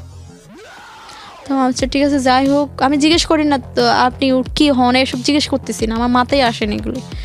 দেখে দেন, আমি সাথে কথা বলবো। সে আমাকে বলে কি কেন আমার হাজবেন্ডের সাথে তোমার কিসের সম্পর্ক? কি বলে, আমি আমি তখনই বিশ্বাস করতেছি না। কি বলে, কি আপনি কি বলতেছেন এসব? আপনি কি মোবাইলটা দেন তো? যে আপনি আমার কি খুব মানে বিচ্ছিরি বিচ্ছিরি কথা বলতেছে, আপনি আমার স্বামীর সাথে কথা বলতেছেন, এটা কি ওর মতোই বলতেছে একটা মেয়ে যেগুলি বলে। তা আমি ওকে বলতেছি আপনি আমাকে গালিগালাজ করেন না, আগে আপনি আমার কথাগুলি শুনুন, তারপর পরে গালি দিতে মন ছিল আপনি দিয়েন, প্লিজ আমার কথাগুলো আপনি শুনেন। অনেক রিকোয়েস্ট করার পরে সে আমার কথাগুলি শুনতে রাজি হয়। বলেন কি বলবেন? আমি এই পুরা ঘটনাটা একে বলি। তো সে বলতেছে কি আপু আমারও খুব কষ্ট হচ্ছে, আমি তো এই বিষয় নিয়ে জানতাম না, তো আমাকে তো মানে ওর ফ্যামিলি নিয়ে আছে। তো আমি এই কথাটা শোনার পরে সত্য সত্য সে অনেক কসম করে বলে আমি আমার সন্তানের কসম। তখনই সে প্রেগনেন্ট। সে বলে আমার সন্তানের কসম কে বলতেছি আমি এই বিষয় নিয়ে কিছুই জানতাম না। তো তোমাদের বিয়েটা কখন হয়েছে? বলে যে রমজানের পর। তো এই কথাটা শোনার পরে আমি আর নিজেকে ঠিক রাখতে পারি না, অনেক কষ্ট পাই। তখন আমি ওর মাকে ফোন দিয়ে বলি কি আন্টি আপনারা আমাকে কি বলছিলেন যে কত কত কতই কিছু না বললেন, আমার জন্য মরে যাচ্ছে, আমাকে আপনার মা ছাড়া কথা বলতেন না, আপনার ছেলে অনেক ভালো, আপনার ছেলেকে বাঁচাইতে একটা মানুষকে জীবন বাঁচানো ফরজ, অনেক কিছু তো আপনারা আমাকে বললেন। আপনার ছেলের জন্য আপনার ছেলের জীবন বাঁচাতে গিয়া আমি কিন্তু আপনার ছেলেকে পছন্দ করতাম না প্রথমে, আপনারা অনেক রিকোয়েস্ট করছেন বলেই আমি আমার বাপ মা ছেড়ে সবাই বলছে তুমি যে ওখানে যাচ্ছ তোমার পিছনে কেউ থাকবে না, তোমাকে তেজ্যপুত্র সবাই আমাকে বলছে, মা ভাই বোন সবাই। তা আমি ভাবলাম বিয়ে হলে হয়তো কতদিন থাকবে, 2-1 বছর একটা পরে সব ঠিক হয়ে যাবে। কিন্তু ওর মা বলে কি অনেক কান্না করতেছে, মা দেখো তোমার নিয়ে তো আমাদেরও অনেক আশা ভরসা ছিল, বিয়েটা আমরা করাইনি। ওর মাও অনেক বড় বড় কসম খাচ্ছে আমি মুসলমান থেকে বের হয়ে যাব যদি মিথ্যা কথা বলি। তুমি লক আপে পড়ার পরে তোমার ছবিটা আমাকে দেখাইছি, ওর মা বলে কি। তো লক আপে যাওয়ার পরে ছবিটা দেখার পর আমরাও অনেক আফসোস করছি, ও আমার ছেলেটার বলছি বাবা তুমি অপেক্ষা করো মেয়েটি আসো। তো সাদেক নাকি তখন বলছে আল্লাহ জানে সে কয় বছর পরে জেল থেকে ছাড়া পায়। আমি কিন্তু বলেই দিছি 3 থেকে বেশি হলে 6 মাস। আমি তো কোনো অপরাধ করিনি, শুধু আমার ভিসার ডেট এক্সপায়ার হয়ে গেছে এই জন্য আমার লক আপে আটকে রাখা। কিন্তু তখনও তো আমাকে আটকে রাখতো না, যেহেতু বাংলাদেশ ফ্লাইট সব দেশে ফ্লাইট বন্ধ, সব কিছু লকডাউন, এই জন্য তো আমাকে ওরা লক আপে রাখছে না। ছেলেটা কি হলো তারপরে? তখন ওরা অনেক আমাকে বুঝাইলো, তখন আমি মনে মনে ভাবি এখন তো আমি মাও হারাইলাম, বাপও হারাইলাম, ভাইও হারাইলাম, সব কিছু হারাইলাম, এখন আমি যার জন্য আসলাম সে তাকেও হারালাম, আমি কোথায় যাব এখন? রাইট। তখন আমি আর ওই কাউকে ফোন দিই না, আমি আত্মহত্যা করার চেষ্টা করি। তো আব্দুল্লা ভাই আমাকে হ্যান্ডেল করে। তো আমি বাহিরে, তো আমার দুলাভাই আপু বলে কি তুমি যদি এখানে আত্মহত্যা করো আমরা আমাদের ফ্যামিলি ধ্বংস হয়ে যাবে, জেল কাটতে হবে, মানে অনেকে আত্মহত্যার মামলা আমরা খুন করছি এটা বলবে। আমি বললাম আচ্ছা ঠিক আছে আমি এই বাসায় মরে যাবো না, আমি বাহিরে গিয়ে মরে যাবো, আমি রাস্তায় গিয়ে অ্যাক্সিডেন্ট হবো। তো আমাকে কেউ বাইরে হতে দেয় না, অনেক কষ্ট পাই, খাই না, খাবার দাবার ছেড়ে দিই। তো আপুরা অনেক বকা দিচ্ছে, দুলাভাই অনেক কিছু বলতেছে, একটা ছেলে চিনো না অতটুকু পরিসরের মধ্যে, ওইটা আমি আগে বলছিল, সেটা মালিশা থাকতেও বলছিল, আসার পরে তো অনেক বকা দিচ্ছি। তখন আমি আম্মুকে ফোন দিই, আমার আম্মুকে আমি অনেক কান্না করি যে মা এরকম ঘটনা, আমি মরে যাব। আম্মু আমাকে এই ফসা কথাগুলো কেন বলতেছো, মরে যাবে কেন, এই কথাটা বললো শুধু, আমাকে কোনো কিছু সান্ত্বনা দিল না। না আসলে আম্মু অসুস্থ, আম্মু অতটুকু এত কিছু বুঝে না, আম্মু অসুস্থ, অপারেশন হয়েছিল 2-3 বছর আগে। তারপর আমি ফোন দিয়েছি, ফোন তো রিসিভ করে না। ওর বউরে বলি বোন ঠিক আছে আমি তোমার কোনো ঘর ভাঙতে আসবো না, তোমার হাজব্যান্ডকে আমি কোনো চিনিয়ে নেবো না, 2টা মিনিট আমার সাথে কথা বলতে বলো তোমার হাজব্যান্ডকে, আমি বকাও দিব না, কিচ্ছু দিব না, শুধু জানতে চাই সে আমার অপরাধটা কী ছিল। তোকে জানি না মনে হয় সে বলছে, পরের দিন সে আমাকে ফোন দেয়, আমি অনেক কান্না করি, তাকে বলি এটা কেন করলা, যে আমি তো প্রথমেই বলছিলাম যে আমার কেউ রাজি নেই তোমার প্রতি, যে আমার আব্বু আম্মু অনেক কিছু যেগুলি বলতো সে সবই শুনতো, আমি ব্লুটুথে ওরে লাইনে রাখতাম, সবসময় লাইনে থাকতো। তুমি তো সব কিছু জানো, আমি আব্বুর পায়ে ধরছি, কান্না করছি, আব্বুরও হসপিটাল ভর্তি করাইছে, ওই ফিক পর্যন্ত তোমারে দিছি আমি, এটা কেন করলাম? সে বলতেছে কি আমি মনে করছি তুমি আসতে পারবো না, এই জন্য আমি বিয়ে করছি। তো বিয়ে করতে 3টা মাসও কি অপেক্ষা করতে পারলা না? বিয়ে করতে 3 মাস পরে আমি তো তোমার একটা টাইম দিয়েছিলাম, 3 থেকে 6টা মাস কি অপেক্ষা করতে পারলা না আমার জন্য? আমি তোমার জন্য সব কিছু যদি ছেড়ে দিয়ে আসতে পারি, তুমি কেন আমার জন্য 3টা মাস অপেক্ষা করতে পারলা না? হ্যাঁ আমার জেল হোক যাই হোক 3টা মাস তো অপেক্ষা করার দরকার ছিল। বলতে আমি এখন ওই চিন্তা নিয়ে ঘুমাইতে পারতেছি না, আমি তখন বিয়ে করে ফেলছি।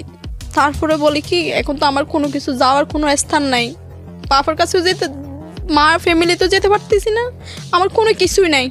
আমি এই পর্যায়ে আমি তোমাকে মেনে নেব, দরকার আমি দ্বিতীয় স্ত্রী হিসেবে থাকবো, আমি তারপরেও আমি চাই। সে বলে কি না আমি এটা পারবো না, তুমি একটা বিয়ে করো।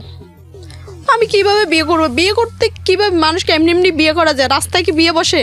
বিয়ে করতে গার্জিয়ান লাগে, মা বাবা লাগে, ভাই বোন লাগে, আত্মীয় স্বজন লাগে, টাকা পয়সার দরকার হয়। আমার তো কিছুই নেই, আমি কিভাবে বিয়ে করব? আমার পিছু কেউ তো কথা বলতেছে না। আমি আব্বুর কাছে অনেকবার ফোন দিই, 4-5 দিন আগে আমার মালয়েশিয়ার নাম্বার দিয়ে যেটা ইমো খোলা ছিল সেটা আব্বু জানে আইডিটা, ওইটা থেকে দিলে রিসিভ করে না। আমি নতুন করে বাংলাদেশি সিম দিয়ে একটা ইমো চালু করি, ওইটা আব্বু চিনে না, রিসিভ করে। তো বলে কি কে? আমি পরিচিতি, আমি রাশেদা। কোন রাশেদা? আব্বু তো চিনছে, চিনার পরে আমার থেকে জেরা করে কোন রাশেদা, কোন